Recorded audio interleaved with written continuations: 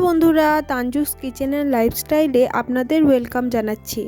আজকে আপনাদের জন্য নিয়ে চলে এসেছি দারুণ স্বাদের একদম ঘরোয়াভাবে আলু দিয়ে দেশি মরগের ঝোল। রান্নাটি দেখতে যেমন লোভনীয় লাগছে, খেতে তেমনই সুস্বাদু। তবে ভিডিওটি শুরু করার আগে আপনাদের কাছে একটা ছোট্ট অনুরোধ, ভিডিওটি পুরোটা দেখে একটা লাইক দিয়ে দেবেন ও আমার চ্যানেলে নতুন হয়ে থাকলে চ্যানেলটা অবশ্যই সাবস্ক্রাইব করে দেবেন। চলুন এবার আমরা ভিডিওটা শুরু করি। এটি বানানোর জন্য আমি প্রথমে নিয়ে নিয়েছি 1.5 কেজি মরগের মাংস ও 300 থেকে 400 গ্রাম মতো কুচনো পেঁয়াজ, কয়েকটি বড় সাইজের কেটে রাখা আলু। এবার একটি কড়াইয়ে পরিমাণ মতো তেল দিয়ে দেব। আমি এখানে 100 গ্রাম মতো তেল দিয়েছি। আমি পুরো রান্নাটাতে 150 গ্রাম মতো তেল ব্যবহার করেছি। তেলটা গরম হয়ে গেলে এর মধ্যে কুচিয়ে রাখা পেঁয়াজগুলো দিয়ে দেব। এদিকে আমি অন্য একটা কড়াইয়ে পরিমাণ মতো তেল দিয়ে তাতে আলুগুলো দিয়ে দিলাম। আলুগুলো আমি খুব ভালো করে ধুয়ে জল ঝরিয়ে রেখে দিয়েছিলাম।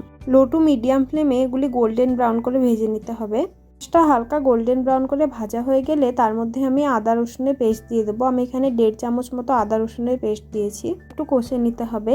একটু কষা হয়ে গেলে এর মধ্যে দিয়ে দেবো কুচনো কাঁচা লঙ্কা।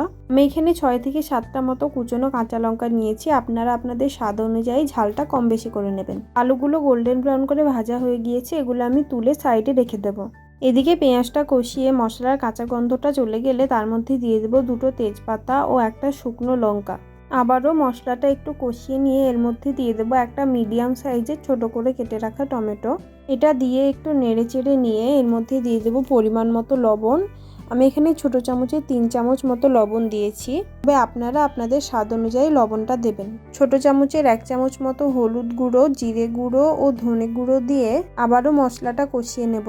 আমি এখানে 4টে শুকনো লঙ্কাকে কিছুক্ষণ জলে ভিজিয়ে রেখে তার একটা পেস্ট বানিয়ে নিয়েছিলাম। এই পেস্টটাই আমি দিয়ে দেব মশলার মধ্যে। আপনারা চাইলে এখানে গুঁড়ো লঙ্কারও ব্যবহার করতে পারেন। শুকনো মশলাগুলি দেওয়ার সময় গ্যাসের ফ্লেমটা একদম লো টু মিডিয়ামে রেখে দিতে হবে, তা না হলে মশলাগুলো পুড়ে যেতে পারে।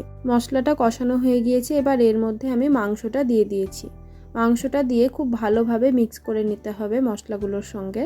সাধারণত আমার রান্নাতে আমি শুকনো লঙ্কার ব্যবহার খুব কমই করি, কিন্তু মরগের ঝোল একটু ঝাল ঝাল না হলে মানায় না, তাই আমি এখানে ঝালের জন্য 2টো লঙ্কাই ব্যবহার করেছি। আপনারা চাইলে শুধুমাত্র গুঁড়ো লঙ্কা বা কাঁচা লঙ্কা ব্যবহার করতে পারেন।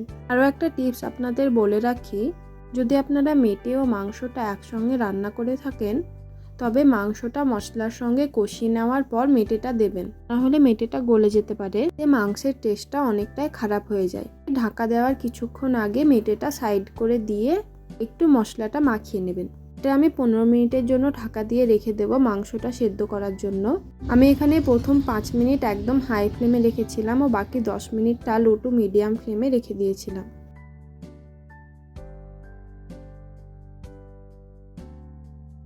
15 মিনিট পর ঢাকনাটা খোলার পর মাংস থেকে অনেকটাই জল বেরিয়েছে। এই জলটা মাংসের সঙ্গে কষিয়ে নিতে হবে। 5 মিনিট মতো একদম হাই ফ্লেমে কষিয়ে নেওয়ার পর জলটা খুব ভালোভাবে শুকিয়ে গিয়েছে। এবার ভেজে রাখা আলুগুলো দিয়ে হাই ফ্লেমে আরও একবার ভালোভাবে কষিয়ে নেব। এটা কষাতে কষাতে তলে একটু লাল লাল করে মশলাগুলো লেগে যাবে। ভিডিওতে যেরকম দেখতে পাচ্ছেন ঠিক এরকমভাবে। এখন আমি এর মধ্যে দিয়ে দেব পরিমাণ মতো জল। জলটা আমি খুব ভালোভাবে গরম করে নিয়েছিলাম। আপনারা অবশ্যই চেষ্টা করবেন গরম জল দেওয়ার, এতে মাংসটা খুব ভালোভাবে সেদ্ধ হয়। তবে মাংসটা কষতে কষতে যদি খুব বেশি পুড়ে যায় তাহলে গ্যাসের ফ্লেমটা অফ করে ঢাকা দিয়ে 5 থেকে 6 মিনিট রেখে দিলে আবার নর্মালি মশলাগুলো উঠে, তবে এরকম একটু হালকা লেগে লেগে গেলে মাংসের টেস্টটা খুব সুন্দর আসে। আবারও 10 মিনিটের জন্য ঢাকা দিয়ে রেখে দেবো সেদ্ধ করার জন্য। 10 মিনিট পর মাংস আলু দুটোই খুব ভালোভাবে সেদ্ধ হয়ে গিয়েছে। এবার উপর থেকে কয়েকটা কাঁচা লঙ্কা কুচি দিয়ে দেবো। এতে মাংসের স্বাদ ও গন্ধ দুটোই খুব সুন্দর আসে। এবার ঝোলটা একটু ফুটিয়ে নিলে ঘরোয়াভাবে ঝাল ঝাল আলু দিয়ে মরগের মাংসের ঝোল একদম রেডি হয়ে যাবে। এটা আপনারা পোলাও, খিচুড়ি যে কোনো কিছুর সঙ্গে জমিয়ে এনজয় করতে পারেন। একদম সহজ ও সিম্পল পোলাও ও খিচুড়ির রেসিপি আমার চ্যানেলে দেওয়া আছে, আপনারা চাইলে দেখে নিতে পারেন।